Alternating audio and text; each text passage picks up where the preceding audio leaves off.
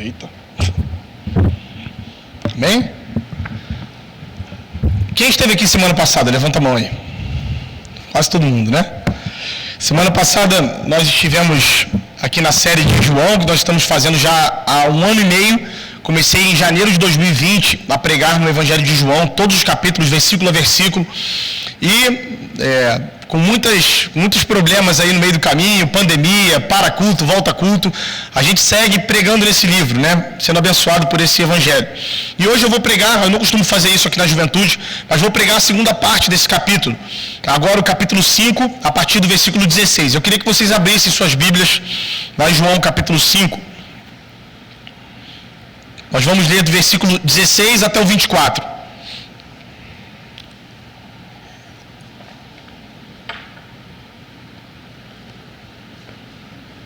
João 5, do versículo 16 até o 24.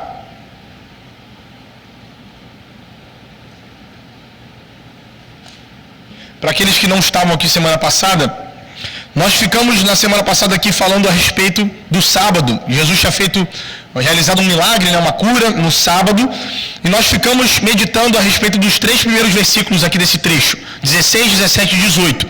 Eu vou reler hoje, mas essa parte a gente já falou na semana passada. Se você não veio, em breve a gente vai estar colocando aí o vídeo lá no nosso canal também da igreja. Mas, por hora, é isso. A gente falou do problema do sábado, a questão do sábado na semana passada, e hoje a gente vai seguir com o entendimento aqui desse discurso de Jesus. João capítulo 5, do versículo 16 ao versículo 24, vou pedir para você mais uma vez ficar de pé, para a gente fazer a primeira leitura.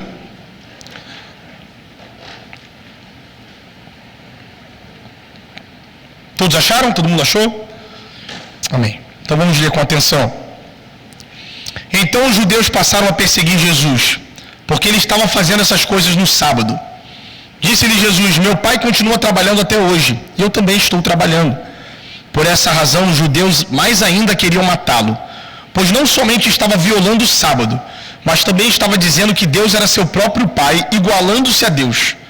Jesus lhes deu essa resposta: eu lhes digo verdadeiramente que o filho não pode fazer nada de si mesmo, só pode fazer o que vê o pai fazer, porque o que o pai faz, o filho também faz. Pois o pai ama o filho e lhe mostra tudo o que faz. Sim, para a admiração de vocês, ele mostrará obras ainda maiores do que estas. Pois da mesma forma que o pai ressuscita os mortos e lhes dá vida, o filho também dá vida a quem ele quer. Além disso, o pai a ninguém julga, mas confiou todo o julgamento ao filho, para que todos honrem o filho como honram o pai. Aquele que não honra o filho, também não honra o pai que o enviou. Eu lhes asseguro: quem ouve a minha palavra e crê naquele que me enviou, tem a vida eterna e não será condenado, mas já passou da morte para a vida. Vamos orar? Te agradeço, Deus, pela tua palavra, pela leitura dela, Senhor, e eu te peço para que o Senhor nos abençoe nessa noite. Que o Senhor me capacite a pregar a tua palavra. E que o Senhor também capacite meus amigos aqui a ouvirem, Senhor, e entenderem tudo que o Senhor quer dizer para nós. Que o teu Santo Espírito, Pai, possa encontrar o coração de cada um. E que possa aplicar essa palavra aos contextos mais diversos aqui, Senhor. Que o Senhor possa ter liberdade no meio de nós. E que o teu Espírito Santo converta corações aqui nessa noite. Em nome de Jesus nós oramos. Amém. Vocês podem sentar.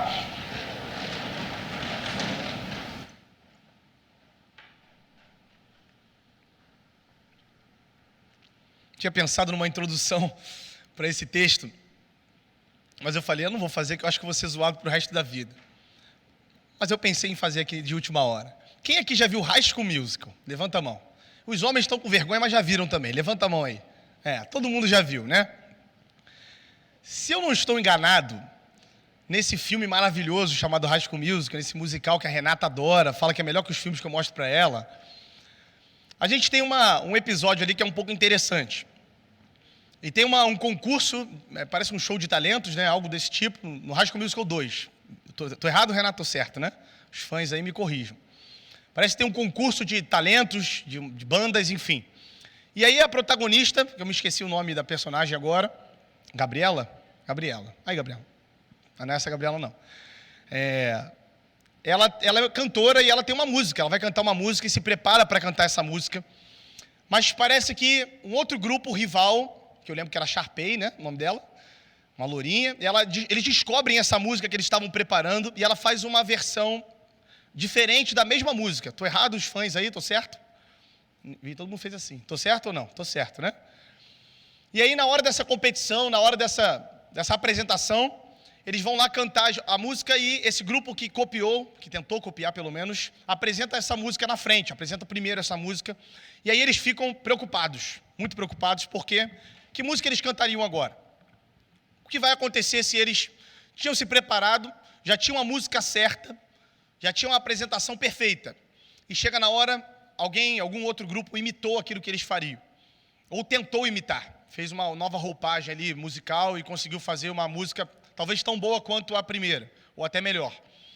E aí aquele grupo, no fim não vou contar o final não. Veja não veja High School Musical, pelo amor de Deus. Não faça isso. A Renata está falando veja sim, mas esquece ela. Brincadeiras à parte, gente. Nós estamos falando aqui, eu estou usando esse episódio, porque eu me lembrei desse filme, que a gente já não vê há muito tempo, talvez, mas para lembrar que, para a gente meditar nisso, sobre essa dificuldade da gente reproduzir algo que a gente aprendeu. Quando a gente imita alguém, isso era mais comum no tempo antigo, era a maneira mais didática de se aprender algo. Existe um conceito que até alguns pregadores exploram hoje em dia, que é o conceito de mimesis. Alguém já ouviu falar disso? Quem já leu Jonas Madureira já conhece esse termo, né? Mimesis era um conceito, principalmente helenístico, né, grego, que era usado muito para pais e filhos, professores e alunos. E o que diz esse conceito, né? Resumindo, através da imitação, por isso mimesis, né, mímica, a ideia é essa, né, você reproduzir aquilo que você vê. Através da imitação, você vai conseguir aprender a fazer algo. Você vai conseguir desenvolver algo da melhor maneira possível. Dizer, falar, dar aula com as palavras é uma maneira, mas a prática, imitar alguém que está ensinando, é a melhor maneira para se aprender algo. Esse conceito ensina isso, basicamente. A mimesis ensina que a melhor maneira de ensinar alguém é praticando e essa pessoa o imitando.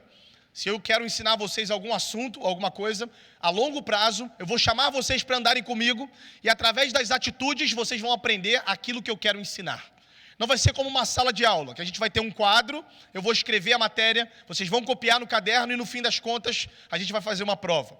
A mimesis, ela ensina algo um pouco diferente. Através da imitação, através do espelhar, a gente olhar para alguém como uma referência e imitar as atitudes, nós vamos aprender aquilo que está em questão.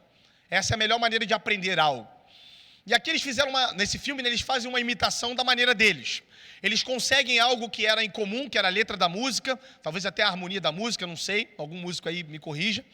E eles fazem essa nova roupagem. Eles tentam fazer uma imitação, só que adaptada, trazendo um pouco das características do grupo, da banda, um pouco mais animado, quem sabe, e conseguem ali fazer aquela imitação daquela música. Mas existe na religião, principalmente judaica e também na nossa cristã, um pouco disso nas nossas vidas, no nosso dia a dia. Porque todo cristão ele é um seguidor de Jesus, por origem, né? Por definição.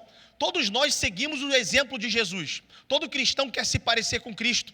E um judeu ele também tinha essa ideia em mente. Ele queria se parecer com Deus naquilo que era possível. Ele queria, em algum nível, imitar a Deus nos seus atributos positivos. Claro que ele não pode imitar Deus sendo onipresente, ele não pode imitar Deus sendo soberano sobre tudo, mas ele pode imitar a Deus no bom sentido, sendo santo, tendo uma boa conduta, respeitando o próximo, governando sobre a natureza. Foi esse um dos motivos que Adão foi colocado lá no Éden, né? Para governar sobre a criação, a natureza. Então, em algum nível, em algum sentido, o judeu ele já tinha essa ideia em mente de que a imitação era um bom caminho para se agradar a Deus e para cumprir a lei. Ele entendia a lei como uma expressão, em algum nível também, do caráter de Deus. Então ele olhava para a lei e dizia, eu tenho que fazer isso para eu ser mais parecido, para eu ser mais santo, para eu ser mais parecido com aquele que criou as leis, com aquele que fez todas as coisas, com aquele que me chama como um povo a viver uma vida diferente. Mas o problema, gente, é que o judeu era muito frustrado nisso. E nós também somos um pouco, porque a gente não consegue. Nós, por natureza, não conseguimos imitar Jesus o tempo todo, porque a gente tem a dificuldade das nossos próprios defeitos. Nós já estamos numa realidade de pecado, caída, e nós não conseguimos reproduzir a vida de Jesus no nosso cotidiano. O judeu também passava por esse drama. Ele tinha muito esforço para seguir a lei, e por consequência, para imitar a Deus em algum nível, em algum sentido, mas ele não tinha sucesso nisso. E ele era frustrado muitas vezes. Alguns do povo judeu viam essa imitação de Deus como algo inalcançável, em que só os grandes homens de Deus, só os patriarcas, só alguns profetas, as grandes referências conseguiam imitar em algum nível o Senhor, conseguiam fazer aquilo que Deus se agradava. E aí nós deparamos com esse texto que nós lemos aqui. O que nós estamos lendo do discurso de Jesus é o próprio Jesus dizendo que ele não é só um imitador de Deus, mas ele é capaz de imitar o Senhor, capaz de reproduzir tudo aquilo que Deus faz de maneira fiel. Isso para um judeu era algo impossível. Alguém que age como Deus e faz as coisas que Deus faz, não só num nível alcançável, mas num nível inalcançável, essa pessoa só poderia ser o próprio Deus. Não tem outra alternativa. Ou você consegue seguir a lei com alguma limitação, ou você consegue seguir a lei plenamente. Mas se você faz isso plenamente, você é o próprio Deus. Somente Deus consegue ser perfeito em tudo que faz. O ser humano não consegue. E os judeus tinham essa ideia muito clara na cabeça. E aí Jesus chega para ele e diz, para eles, e diz o que nós lemos aqui. O que eu vejo meu pai fazer, eu faço. O que o meu pai faz, eu também sou capaz de fazer. Tudo aquilo que Deus o Pai, que vocês adoram por tanto tempo, que vocês dizem que são devotos, tudo aquilo que Ele fez e faz até hoje, eu também faço. Isso também é aplicável a mim. É assim que nós começamos esse texto aqui de João capítulo 5. E eu vou ver ele aqui em duas partes com vocês, depois a gente vai fazer uma conclusão aplicando mais para a nossa vida aqui. As duas primeiras partes dizem a respeito da relação do Pai com o Filho. Nós cremos num Deus que é Pai, Filho e Espírito Santo. Nós cremos num Deus que é trino, uma trindade. E aqui ele vai falar muito a respeito da relação de Deus Pai com Deus Filho. Deus Pai que criou os céus e a terra com Jesus Cristo, Filho de Deus. Jesus vai ensinar para aquele povo e para nós também como funcionava essa relação. Qual era a relação dele com o seu Pai. E eu queria que vocês voltassem aí para o texto comigo, olhassem de novo para a Bíblia aí. João capítulo 5, versículo 19. Jesus lhe deu esta resposta. Eu lhes digo verdadeiramente que o filho não pode fazer nada de si mesmo, só pode fazer o que vê o Pai fazer. Porque o que o Pai faz, o Filho também faz. Pois o Pai ama o Filho e lhe mostra tudo o que faz. Sim, para a admiração de vocês, ele lhe mostrará obras ainda maiores do que esta. Ele começa dizendo que o Filho não pode fazer nada por si mesmo. Aqui Jesus começa a ensinar que existe uma relação de dependência entre Pai e Filho. Jesus não está ali por conta própria, e nem Deus Pai está vivendo por conta própria. Eles são interdependentes, ou seja, o Pai depende do Filho, que depende do Espírito. Eles vivem em sincronia, em harmonia eterna.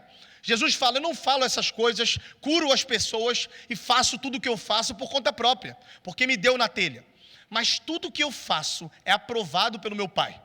Eu não faço nada de maneira independente. Eu sou filho eterno do Pai eterno.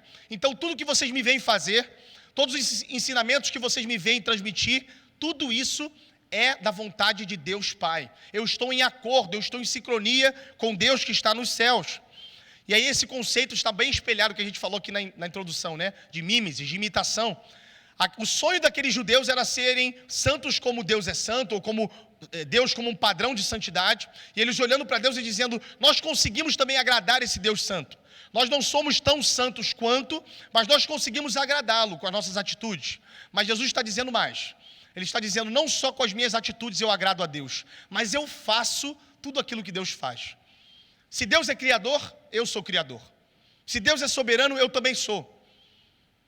Jesus está dizendo, em outras palavras, que Ele mesmo é Deus. Jesus está implicitamente ensinando para aqueles homens que Ele é o Deus que eles estavam adorando há tanto tempo e não conheciam, ou que eles diziam adorar. Ele é a segunda pessoa da Trindade. Ele é o Filho eterno de Deus. E Ele com Deus Pai é um só. Eles dois estão numa comunhão tão perfeita, eles dois estão numa união tão perfeita, tão junto, tão em sincronia, tão em harmonia, que Ele mesmo é o próprio Deus encarnado. E para isso, para aqueles homens ali, aquilo ali era uma blasfêmia. Aquilo era pecado passível de pena de morte. Ninguém poderia dizer por conta própria que é o próprio Deus. Imagine se eu faço isso hoje. Se eu falo para vocês o seguinte, gente, vocês conhecem a Deus? Tudo aquilo que Deus faz, eu faço. Tudo que Deus é capaz de fazer, eu posso fazer também. Imagine alguém falar isso. Imagine um judeu falar isso. Imagine nós, no século 21, falarmos algo desse tipo. Nós vamos ser taxados de loucos, de malucos. E para os mais religiosos, nós vamos ser taxados de hereges. Pessoas que estão falando blasfêmias. Que estão dizendo algo que é mentiroso sobre si. E aqueles judeus estavam entendendo corretamente o que Jesus estava dizendo. Ele realmente estava dizendo, intrinsecamente, que ele era o próprio Deus. O problema é que ele não estava mentindo. E isso aqueles homens iam descobrir mais tarde. Jesus era capaz e competente para fazer tudo aquilo que Deus, o Pai, fazia. Tudo aquilo que o Deus que aqueles homens adoravam há tanto tempo fazia. E isso é uma mensagem para nós de muita esperança. Porque nós sabemos que todas as obras que Jesus realizou, elas são competentes, elas são eficazes. Jesus é competente para concluir todo o trabalho que ele realiza. E a morte dele na cruz e a ressurreição também foi eficaz. Tudo aquilo que ele fez foi feito da maneira que Deus faria, porque ele é o próprio Deus. Então nós podemos confiar que a nossa salvação não depende da nossa conduta. Não depende da nossa capacidade de ser certinho, santo, mas a nossa salvação depende da capacidade de Jesus de imitar a Deus, ou seja, de reproduzir aquilo que Deus faz. É por isso que nós temos certeza da salvação. É por isso que nós sabemos que um dia estaremos com Deus. Porque não depende do nosso esforço. Não depende daquilo que a gente consegue fazer, mas daquilo que Deus se propôs a fazer na cruz do Calvário. Essa obra, ele foi competente o suficiente para realizar. E a sua obra foi eficaz, ele concluiu a obra. Ele morreu e ao terceiro dia ressurgiu. Nós já vamos falar disso um pouco depois. Então o primeiro ponto é esse. A relação do pai e o filho é uma relação de dependência um do outro. Eles não vivem separadamente e eles vivem em harmonia. E tudo aquilo que Jesus vê o pai fazer, ele também pode fazer e ele também faz. E tudo aquilo que Jesus faz, o pai aprova. É o primeiro ensinamento que Jesus está trazendo para aqueles homens ali. Ele é o próprio Deus. Mas por que tudo aquilo que Deus faz, Jesus pode fazer? Por que Deus lhe mostra as obras dele para Jesus? Ele vai responder um pouquinho depois. Veja aí no versículo comigo. Eu lhes digo verdadeiramente que o filho não pode fazer nada de si mesmo, só pode fazer o que vê o pai fazer. Porque o que o pai faz, o filho também faz. Pois o pai ama o filho e lhe mostra tudo o que faz. Eu queria que a gente parasse aqui. Tudo isso que nós falamos acontece, pois o pai ama o filho. Aqui a gente vai ver uma estrutura de 4 pois, ou porquê. Pois, porquê, pois. Jesus está explicando os seus pontos do discurso. Esse aqui é o segundo pois, né? Ele falou primeiro, eu lhes digo a verdade, que o filho não pode fazer nada de si mesmo, só pode fazer o que vê o pai fazer. O primeiro, porque o pai faz, o filho também faz. Pois o pai ama o filho e lhe mostra tudo o que faz. O segundo, pois o pai ama o filho. Jesus só pode imitar, ou seja, só pode reproduzir aquilo que Deus faz. Jesus só pode fazer aquilo que Deus é capaz de fazer, porque o pai ama o filho. E no fim das contas, gente, tudo se resume a isso. Tudo que nós conhecemos como cristianismo, como mundo, como vida, tudo se resume a essa verdade que está escrita aqui em João 5. Porque o pai ama o filho. Vocês sabem que lá em Gênesis diz que Deus criou todas as coisas. E alguns, eu não sei se todos já leram esse livro, tem um livro que ele diz o seguinte: por que Deus criou tudo? Qual será o motivo de Deus que estava perfeito em harmonia com o Pai, Filho e Espírito Santo, com os seres celestiais, quem sabe, aí depende do caminho que a gente vai seguir ali, teológico, né? Mas por que Deus fez a gente em vez de não fazer? Por que Deus criou tudo ao invés de nada? Por que as coisas não continuaram a ser como eram, ao invés de serem como são? Essa é uma pergunta interessante. O que a Bíblia nos responde é que, o que Jesus está dizendo aqui, porque o pai ama o filho. Porque o pai ama o filho de tal maneira que o seu amor transborda, a ponto dele criar todas as coisas, criar novos seres espontâneos, livres, que demonstrem o seu amor de maneira espontânea a ele, criar uma natureza que glorifique ao filho, que glorifique ao pai. O amor do pai para com o filho é a explicação de por que tudo existe.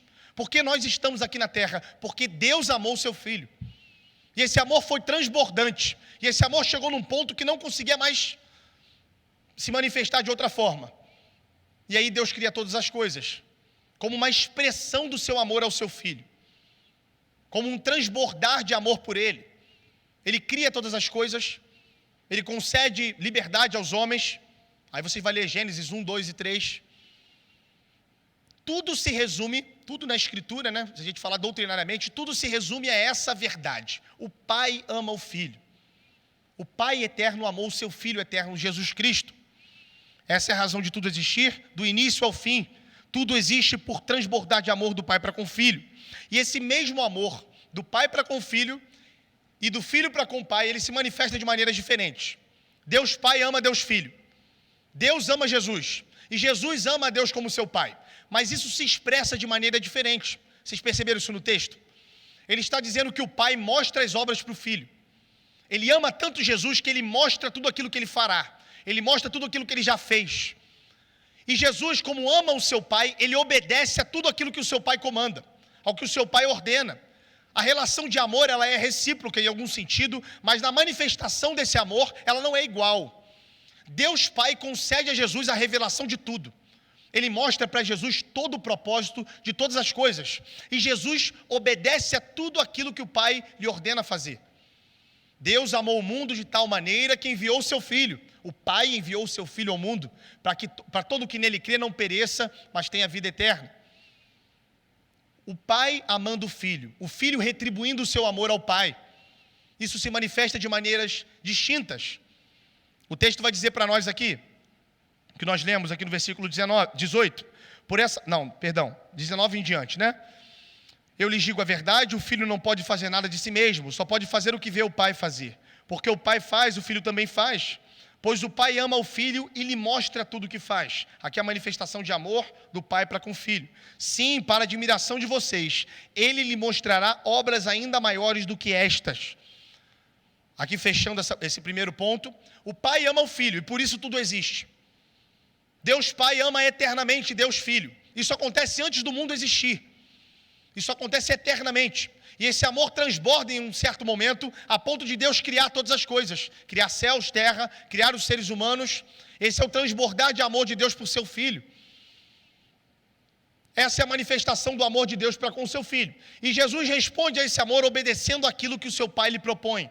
Ele vem ao mundo e tudo o que ele faz está de acordo com a vontade do seu Pai. A gente vai ouvir esse refrão em João, no livro inteiro. Jesus faz e fala de acordo com aquilo que o Pai lhe ordenara. Jesus cura alguém, isso é da vontade do Pai. Jesus deixa de curar alguém, isso também é da vontade do Pai. Jesus traz algum ensinamento, isso é da vontade do seu Pai. Ele fala que não veio dar testemunho de si mesmo, mas alguém que quer conhecer o Pai deve conhecer primeiro a Ele, deve conhecer primeiro a Jesus, porque Ele é a imagem do Deus invisível. A gente já leu, né? Colossenses capítulo 1. Ele é a imagem do Deus que a gente não vê, Jesus. E ele termina esse trecho dizendo: para admiração de vocês, Deus ainda vai mostrar obras maiores para o Filho. O Pai ainda vai apresentar obras maiores. E ele está apontando para o futuro. E aí a gente entra no nosso segundo ponto. O primeiro, a relação do Pai com o Filho. São dependentes entre si. Estão sempre em harmonia. Um ama o outro e manifesta esse amor de maneiras diferentes. E aqui Jesus está dizendo: o Pai tem mais a mostrar para o Filho, para a admiração de vocês. Ele está apontando para um tempo que ainda não chegou. A gente chama isso na teologia, quem estuda a Bíblia, de escatologia. É o estudo das últimas coisas, o estudo do fim dos tempos. Ele está dizendo, Jesus está dizendo, o Pai ainda vai mostrar coisas que Ele fará. Deus ainda vai revelar coisas que Ele fará no fim dos tempos, que Ele fará no juízo final. E ele segue no texto dizendo, versículo 21. Pois da mesma forma que o Pai ressuscita os mortos e lhes dá vida, o Filho também dá vida a quem Ele quer. Aqui são duas coisas que ele aponta para o futuro. A primeira é a ressurreição dos mortos. A segunda, versículo 22. Pois da mesma forma que o Pai ressuscita os mortos... Versículo 22. Além disso, o Pai a ninguém julga, mas confiou todo o julgamento ao Filho. Esses são os dois tópicos aqui da nossa transição. A relação do Pai com o Filho. O Pai ainda vai mostrar mais coisas que o Filho fará no futuro. A primeira é a ressurreição dos mortos. O versículo 21 vai dizer isso. Pois da mesma forma que o Pai ressuscita os mortos e lhes dá vida, o Filho também dá vida a quem Ele quer. Gente, se você já estudou um pouquinho ali no Antigo Testamento, você consegue perceber que para um judeu, para alguém que era do povo de Deus, ressuscitar mortos e conceder vida era algo que só Deus pode fazer. Ninguém pode trazer um morto à vida. Isso era algo restrito a Deus. Só Ele pode dar vida aos mortos. E nem Ele mesmo faz isso com alguma frequência. Você não vê muitos casos de ressurreição, nem no Antigo nem no Novo Testamento, são poucos. Porque Ele segue a ordem natural das coisas, que é a ordem que a gente conhece, que é alguém nascer, crescer e depois morrer. Dar vida a alguém que não tem vida é algo que está restrito ao poder de Deus. Ninguém pode fazer isso se não for Deus. Isso é bem claro para um judeu. Lá em 1 Reis tem um texto que vai dizer exatamente isso. Eu não lembro quem era o personagem que estava dizendo, mas ele dizia: vocês acham que eu sou Deus? Vocês estão achando que eu sou Deus para trazer alguém que está morto à vida? Ou seja, para eles era bem nítido que ninguém pode ressuscitar ninguém. Somente Deus pode ressuscitar alguém, e nem Ele faz isso com muita frequência. Nem Ele costuma fazer isso com alguma frequência. Isso é algo miraculoso, de exceção, é um caso à parte, e que não acontece muito, porque a ordem natural das coisas é o morto não voltar à vida. E esse versículo ele é escrito como se fosse um paralelo. Assim como Deus ressuscita, Jesus dá a vida. O dá a vida e o ressuscita aqui são quase que sinônimos. Assim como Deus é capaz de ressuscitar, Jesus também é capaz de ressuscitar e dar a vida. Jesus também é capaz de trazer aquele que estava morto a viver novamente. Lembre-se que ele está pregando isso aqui para judeus. Mais uma vez ele está implicitamente ensinando que Ele é o próprio Deus. Que Ele faz coisas que o próprio Deus faz e que mais ninguém consegue. Assim como também, olha o paralelo, assim como Deus ressuscita, o Filho também dá vida. Essa é a primeira implicação futura, porque Ele não está falando aqui da vida terrena.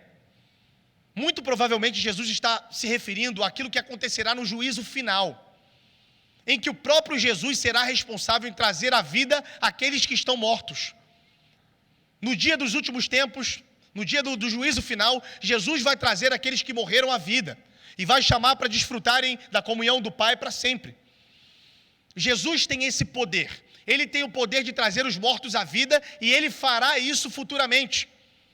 O texto está dizendo: para admiração de vocês, Deus ainda vai mostrar muito mais do que eu farei.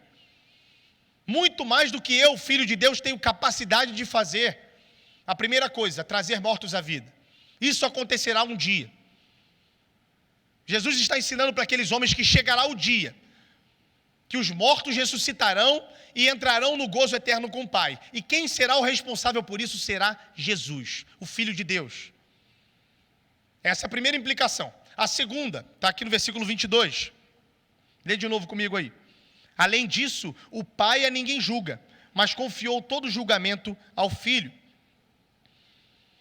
Então Jesus é colocado como alguém que é igual a Deus, e Ele vai ser o responsável pelas ressurreições no último dia. Mas não só isso. Ele está dizendo o seguinte: Deus não vai julgar, mas Jesus está à frente de Deus para julgar. O Pai a ninguém julga, mas colocou o seu Filho para exercer juízo. Lembra que a gente está falando dos últimos tempos, né? Dos últimos dias. A gente está falando de um juízo final. Jesus vai ser o juiz responsável por trazer aqueles à vida e necessariamente condenar aqueles que o odiaram e rejeitaram. O julgamento não cabe ao Pai, num certo sentido aqui que Jesus está aplicando, mas cabe ao Filho. Ele está trazendo sobre si a autoridade de dizer quem estará vivo e quem morrerá eternamente. Quem virá para a vida eterna e quem irá para a morte eterna. O Pai a ninguém julga. Mas aí você pode se questionar. Você acabou de falar que Jesus só faz aquilo que Ele vê o seu Pai fazer. Ele só reproduz aquilo que Deus o Pai faz. Então como assim Ele vai julgar e Deus Pai não vai julgar? Como assim o Pai a ninguém julga, mas concedeu isso ao Filho? Isso é realmente muito difícil da gente compreender. Mas se a gente olhar para os dois versículos, a gente consegue entender o sentido. O que o apóstolo João está escrevendo aqui do discurso de Jesus é mais simples do que a gente pensa. Em algum sentido, Deus julga a todos. Em algum sentido, Deus julgará a todos no último dia. Nós estamos falando de Deus Pai, Filho e Espírito Santo.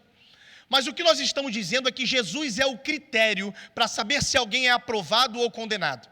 Jesus é o critério. Jesus é aquele que vai determinar se alguém é salvo ou não é. Se alguém honra Jesus, se alguém crê em Jesus, se alguém segue os passos de Jesus, essa pessoa está salva. Essa pessoa ouvirá no último dia, venha para desfrutar da comunhão do Pai. Ele é o crivo, ele é aquele que julga os caminhos, no sentido de separação. Quem vai para a perdição, quem vai para a glória. Jesus está dividindo os povos no último dia como um julgamento. E nesse sentido, Deus concedeu isso ao seu Filho. Não significa que Deus não faz isso, mas Ele faz isso através de Jesus. Deus não julga ninguém como um critério, mas Ele manda o seu Filho ao mundo. E aqueles que o rejeitaram, Deus rejeitará. E aqueles que o abraçaram como Deus, Deus abraçará também. Percebe que Jesus funciona como se fosse um filtro. A maneira que nós nos relacionamos com Jesus diz a maneira que nós nos relacionamos com Deus Pai. E para aqueles judeus isso era terrível, porque eles queriam matar Jesus, porque eles odiavam Jesus da cabeça aos pés. E o que Jesus está ensinando é o seguinte: se vocês me odeiam, vocês odeiam meu Pai, porque cabe a mim o julgamento, a responsabilidade está sobre mim. Então vamos recapitular aqui. Obras maiores virão no futuro. A primeira, Jesus tem poder para ressuscitar mortos. Jesus vai trazer os mortos à vida. E a segunda, Jesus será o juiz. Será aquele critério para saber quem estará com o Pai e quem não estará no último dia. A gente está falando sempre de uma perspectiva futura, escatológica. Gravem essa palavra. Apontando para os últimos tempos, apontando para os últimos dias. E aí no versículo 20, que nós lemos já um pouquinho antes, ele fala: pois o Pai ama o Filho e lhe mostra tudo o que faz, para a admiração de vocês, ele lhe mostrará obras ainda maiores do que estas. Para a admiração de vocês. Eu achei interessante esse termo aqui. A ideia no original, eu fui dar uma pesquisada nesse texto, a ideia é de se maravilhar com alguma coisa. É de nós estarmos fascinados. Para vocês ficarem mais maravilhados ainda, para vocês ficarem fascinados, Ele ainda vai mostrar obras maiores do que essas que vocês estão vendo. Jesus tinha acabado de curar um paralítico, para quem não lembra aí do contexto. Jesus tinha curado um homem que estava há 38 anos sem poder andar, esperando um milagre lá num tanque. Ele cura esse homem, ele fala: levanta, pega a sua maca e vai embora. E ele faz isso. Mas ele faz isso num sábado, então ele é perseguido por isso, porque o sábado deveria ser guardado. Mas ele está dizendo aqui no versículo 20 o seguinte: eu ainda vou mostrar coisas muito maiores do que essa cura. Deus Pai vai mostrar coisas muito maiores que o Filho pode fazer. Vocês acham que curar um paralítico há 38 anos é muito? Vocês acham que ensinar essas coisas a respeito do sábado e da lei de Deus é muito? Deus ainda vai mostrar coisas muito maiores que Jesus fará e que tem capacidade e competência para realizar. Isso diz respeito também aos últimos dias. Jesus será aquele que estará lá no último dia. Jesus é aquele que trará a vida àqueles que estavam mortos. Ele tem poder para isso. E Ele mesmo está ensinando isso para aquele povo. Olhem para mim não como um homem qualquer, não como um judeu como vocês, como um rabi, mas olhem para mim como o próprio Deus. Isso é para a vida de vocês, isso é para a salvação de vocês. Vocês precisam crer em mim, não como um mestre qualquer, mas vocês precisam crer em mim como o próprio Deus. E esse é o grande ponto aqui dessa passagem. O segundo e último ponto que eu falei para vocês. O primeiro, a relação do pai com o filho. Aí nós fizemos uma transição, uma ponte, olhando para as obras que Deus ainda mostraria que Jesus ia fazer. A relação do pai com o filho, vocês se lembram? Os dois andam em harmonia. O pai ama o filho e manifesta isso mostrando suas obras. O filho ama o pai, obedecendo os seus mandamentos e seus comandos, obedecendo aquilo que Deus ordenou para que ele fizesse na terra. E Deus ainda vai revelar muitas mais coisas que Jesus faria no fim dos tempos. É a nossa ponte, nossa transição. O nosso segundo ponto aqui do texto está no versículo 24. Talvez seja o grande ponto para nós concluirmos aqui hoje. Versículo 24 diz: eu lhes asseguro, quem ouve a minha palavra e crê naquele que me enviou, tem a vida eterna e não será condenado, mas já passou da morte para a vida. Eu falei para vocês que foi dado a Jesus a responsabilidade de julgamento. Deus Pai a ninguém julga, mas concedeu isso ao Filho. Nós como cristãos somos diferentes de todas as outras religiões nesse sentido. Nós podemos falar de amor como outras religiões. Nós podemos falar em ajudar o próximo. Outras religiões podem até imitar o cristianismo nesse sentido. E nós cristãos também imitamos outros de outras crenças na nossa conduta muitas vezes. Você conhece alguém que não é cristão, mas que vive como melhor até do que outros cristãos que você conhece. Já conheceu alguém assim? Que a gente fala que é crente e não sabe, né? A pessoa vive tão bem, tem uma conduta tão correta, é uma pessoa solidária, caridosa, mas não reconhece Jesus como Deus, mas não reconhece Jesus como Senhor da sua vida, e vive melhor do que muito cristão. Mas a verdade é, gente, que o que nos diferencia são essas palavras de Jesus aqui. As palavras de Jesus é: quem desonra o Filho, também desonra o Pai. Quem não reconhece Jesus como Deus, quem não reconhece Jesus como Senhor da sua vida, por mais que tenha uma boa conduta, ele está, em outras palavras, desonrando a Deus, Criador dos céus e da terra. Nós não podemos desassociar a pessoa de Jesus de Deus.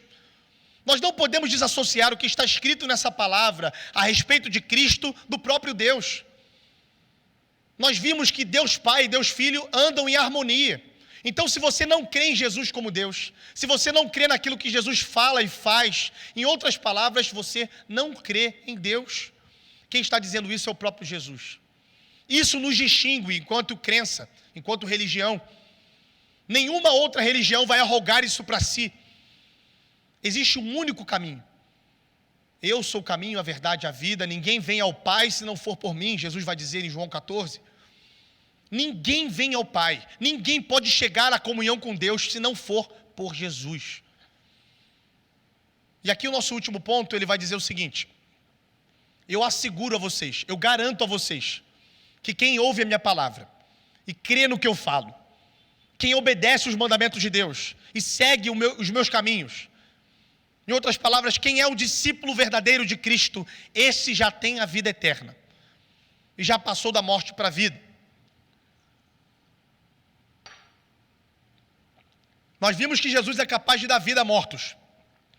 Mas ele vai dar vida a quem? Nós vimos que ele tem poder para ressuscitar. Mas ressuscitar quem?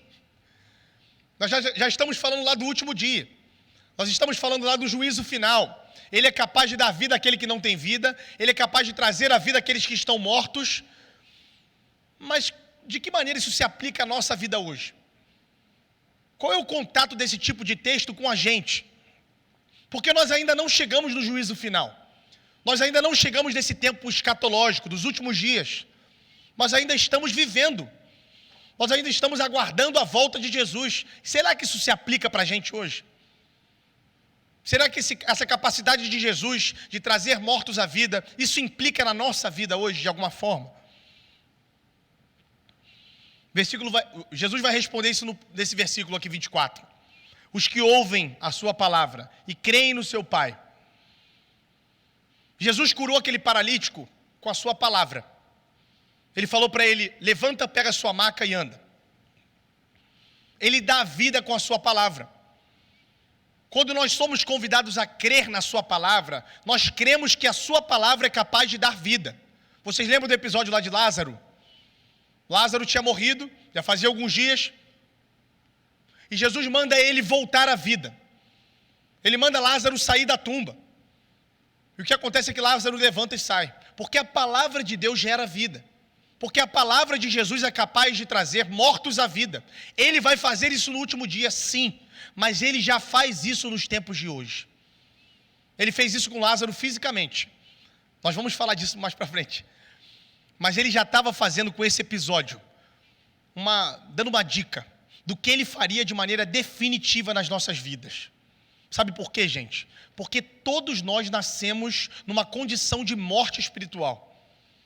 Porque depois de Adão e Eva, todos nós pecamos e carecemos da glória de Deus. Todos nós. Todos nós estamos na mesma situação diante de Deus. Nós não conseguimos, por conta própria, agradar a Deus. Porque o nosso coração, diz lá o profeta, né? Nosso coração é enganoso. Os nossos caminhos não dá para confiar. Porque nós não conseguimos nem cumprir aquilo que entendemos como correto. Paulo vai falar em Romanos 7, né? O bem que eu quero eu não faço. Agora o mal que eu não quero fazer, esse está sempre diante de mim. Aquilo que nós entendemos como correto a se fazer, nós mesmos não conseguimos cumprir. Porque nós entendemos que a nossa natureza ela foi corrompida pelo pecado. Eita, quase caiu aqui. Porque nós entendemos que nós não estamos na condição perfeita que Deus nos criou, mas nós estamos manchados pelo pecado desde o nosso nascimento. E por isso, Efésios capítulo 2 vai dizer o seguinte: vocês estavam mortos nos vossos delitos e pecados. O que isso quer dizer? Quer dizer que a gente já nasceu morto.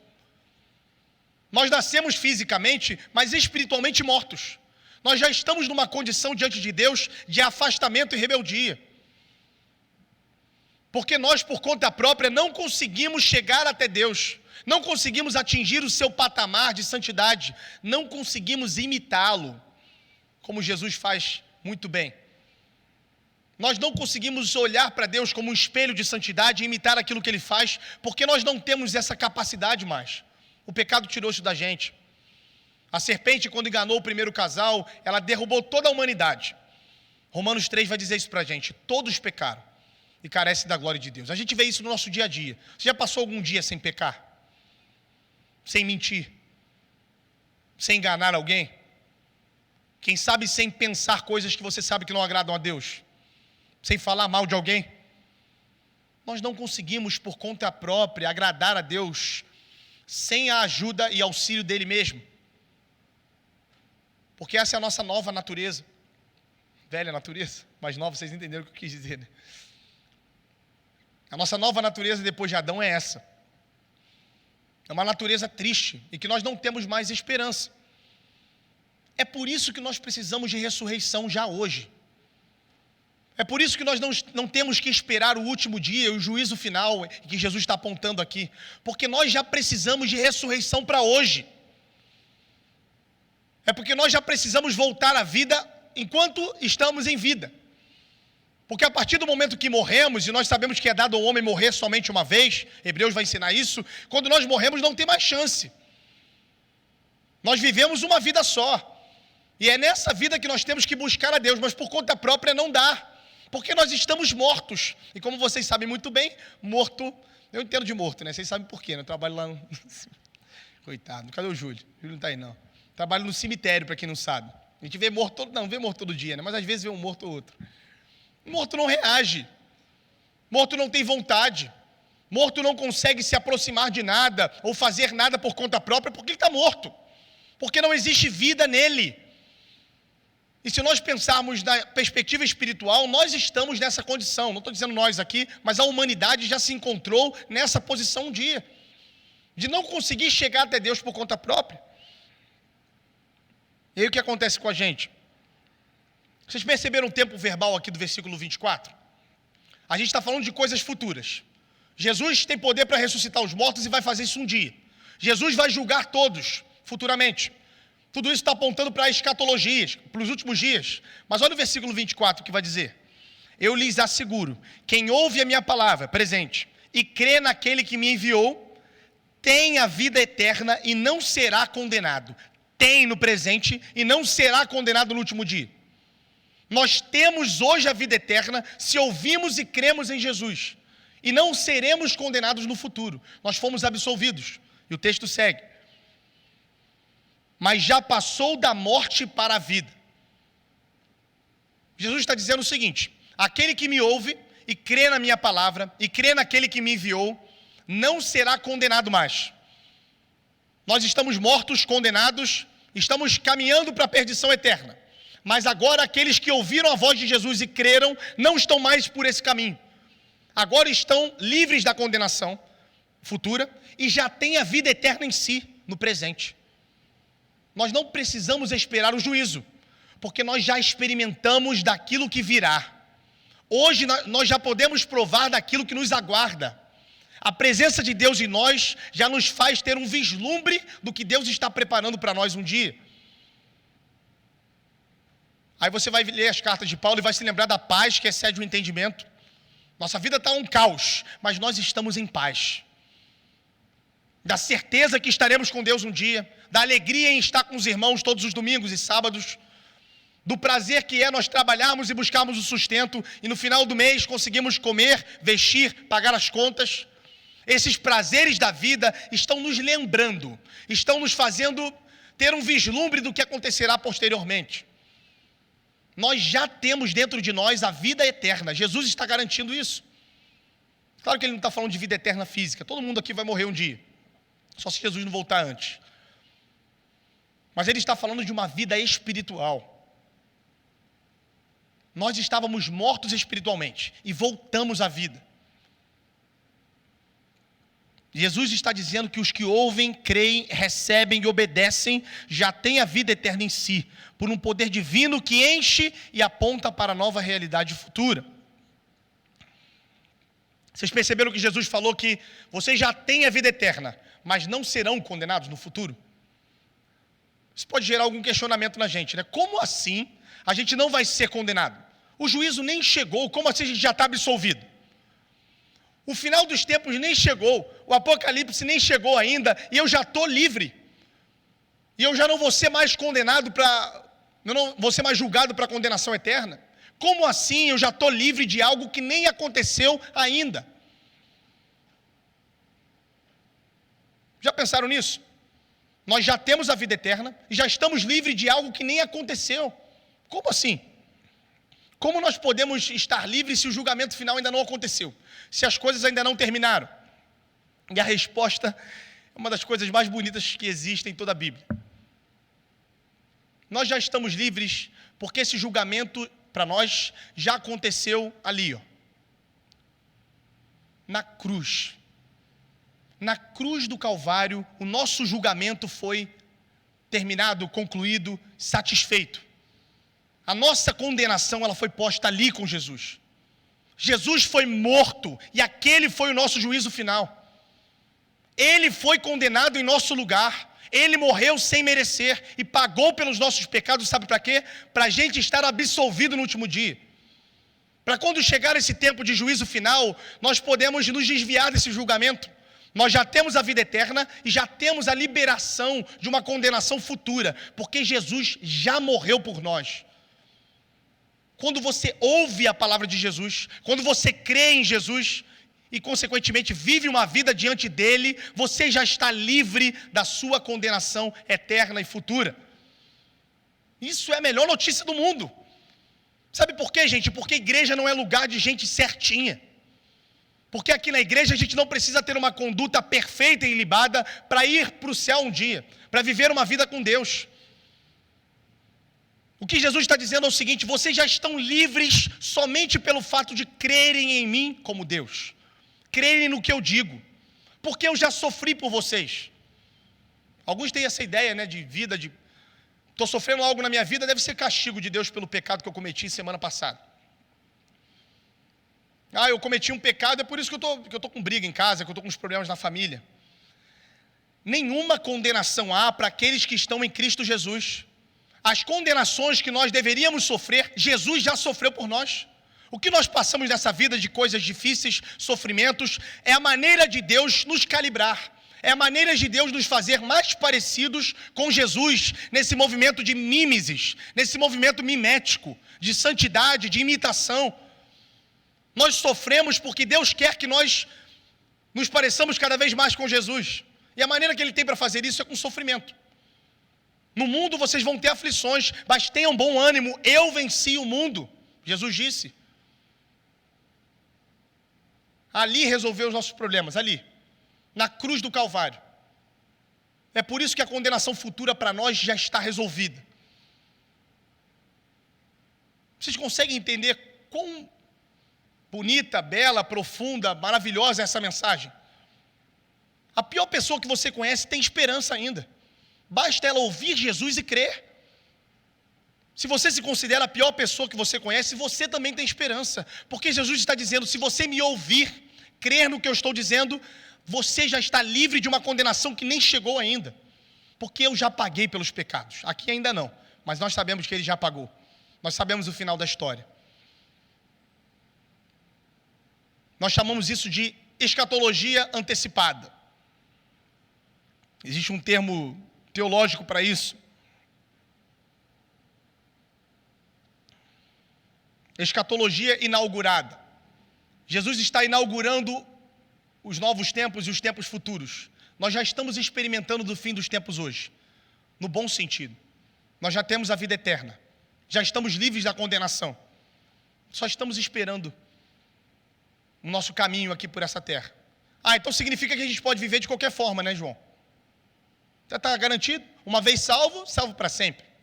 Resolvido o problema. Eu creio em Jesus, estou salvo, acabou, resolveu. O que Paulo vai ensinar para a gente lá em Romanos? Quem pensa assim não foi transformado por Deus. Alguém que teve uma vida transformada por Jesus, que creu na sua palavra, morreu para o mundo, morreu para os seus pecados, foi crucificado com Cristo e ressuscitou com Ele numa novidade de vida. E ressurgiu com Ele para viver diferente. Não tem como nós pensarmos assim se nós realmente morremos com Ele na cruz. O que é morrer com Ele na cruz? É crer. Se você realmente é crente, você quer viver uma vida melhor cada dia mais. Um dos traços e das marcas da salvação que chegou até nós é a maturidade. É o desenvolvimento da maturidade. É o crescimento espiritual, degrau após degrau. O cristão ele é marcado por isso, por evoluções em maturidade. Nós estamos amadurecendo, estamos nos transformando cada vez mais parecidos com Cristo, parecidos com o Filho de Deus. Claro que a gente não vai atingir a perfeição nunca, mas a gente está melhorando, nos tornando mais santos. E a gente cai, a gente peca, a gente comete erros o tempo todo. Mas existe uma progressão, existe uma vontade de melhorar, existe uma maturidade que vai crescendo dentro de nós e que reflete nas nossas atitudes, um amor a Deus que vai crescendo cada vez mais, porque nós fomos amados primeiro. Essa é a realidade de todos aqui hoje? Não precisa responder. Pense. É assim que você lida com Deus e com a vida com Ele? Nós estamos desfrutando de um amor hoje, gente, de filhos. Deus amou o seu Filho, e nós hoje também somos filhos, como se fôssemos irmãos de Jesus, co-herdeiros com Cristo, adotados para essa família divina. Como Deus vai condenar seus filhos? Ele já nos livrou de toda condenação. Nenhuma condenação há para aqueles que estão em Cristo Jesus. Nós já fomos julgados na cruz. Jesus morreu, pagou a dívida diante do Pai pelos nossos pecados. Ao terceiro dia ressuscitou e nós ressuscitamos com Ele também, espiritualmente, em novidade de vida para viver em santidade. A minha conclusão, gente, é uma música que eu não vou cantar, para a alegria de vocês. Adivinha de quem? Alguém falou aí? Estênio Márcio, é claro. O Estênio tem uma música chamada Convite.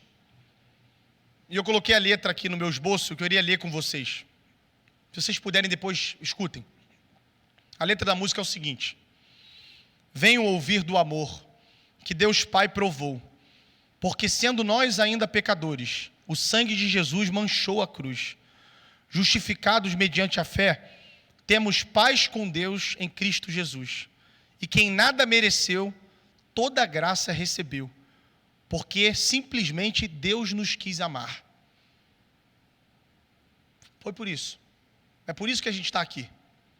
Simplesmente Deus quis nos amar. Simplesmente Deus quis reunir o povo para si e nos incluiu nesse povo. E eu quero te incluir nesse povo hoje também. Eu não sou Deus, eu não tenho esse poder. Mas eu quero te fazer um convite, como diz essa música aqui. Vem ouvir do amor. Vem provar desse amor de Deus. Tem alguns que estão namorando há tanto tempo com essa mensagem. Mas mergulhem de cabeça hoje. Venham provar disso. Lá no Salmo, acho que é 16, vai dizer que a destra de Deus tem delícias perpetuamente. Nós provamos de prazeres tão profundos ao lado de Deus. Claro que tem sofrimento, claro que tem angústia, claro que tem tristeza. Mas nós já temos a vida eterna dentro de nós. Já estamos livres de uma condenação que virá. Esse é o convite que eu faço a todos. Venham ouvir, creiam em Deus e creiam na revelação de Jesus. E todos nós seremos salvos. Absolvidos do que vocês fizeram. Antes daqui, antes de hoje, é só crer em Deus, é só se arrepender dos pecados, que é tudo apagado. A dívida de você está paga. É só crer nessa mensagem. Não importa quem você foi. Eu não sei quem a maioria foi aqui. Alguns. Importa quem nós seremos após isso. Quem você foi, esquece. Está crucificado. Está preso na cruz com Cristo. Vamos ressuscitar com Ele agora, em novidade de vida. Quero chamar vocês a isso hoje, nessa noite. Vocês já vão ter a vida eterna hoje. Amém? Vamos orar. Feche os olhos.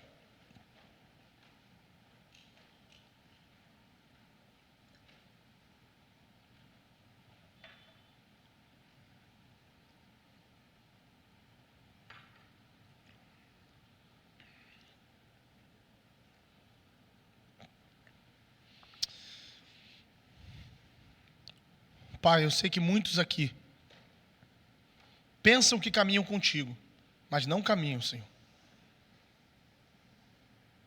Sei que muitos aqui, ó Pai, ainda não experimentaram desse amor. E por isso não conseguem, Senhor, encontrar a paz que é caminhar contigo. Eu te peço primeiro por esses, ó Pai, nessa noite. Para que o Senhor toque nos corações com o teu Santo Espírito. Para que nas limitações dessa pregação, Senhor, que não possam ser empecilho, nem barreira para ninguém aqui te conhecer, Senhor. Que todos aqui possam te conhecer, Pai.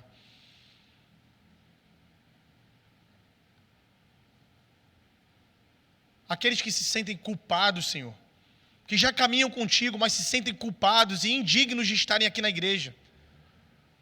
E pelas coisas que fazem de errado, não se sentem dignos de sentar nesses bancos. Mas nós vimos hoje na Tua palavra, Senhor, que deveria ser o contrário. Que a Tua casa é o lugar daqueles, ó Deus, que desesperadamente buscam por salvação fora de si. Eu te peço para aqueles que vivem culpados nessa noite, que voltem para casa. Que venham ouvir do amor que Deus Pai provou. Aqueles que caminham contigo, Senhor, crescendo em maturidade, que o Senhor dê ânimo, que continuem olhando para Jesus, que é autor e consumador da fé, e que não possam desanimar, ó Pai. Tira de nós, Senhor, essa culpa que nos faz afastar de Ti. Mas se for o sentimento de culpa, Senhor, que nos fizer retornar, se for o sofrimento pelo pecado, ó Deus, e o choro e a tristeza, que nos fizer ter momentos de contrição com o Senhor, não nos poupe deles, ó Pai. Seja lá qual for o preço, que todos aqui encontrem com o Senhor e vivam contigo para sempre, ó Pai. Que tenham a vida eterna em seus corações hoje, nessa noite. E já se sintam absolvidos da condenação futura.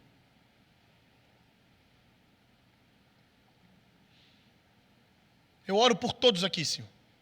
Aqueles que eu conheço e os que eu não conheço. Que o Senhor toque nos corações de todos com o Teu Espírito Santo. Para que nós possamos provar esse amor de pai para com filhos. Em nome de Jesus, nós oramos. Amém. Vocês podem ficar de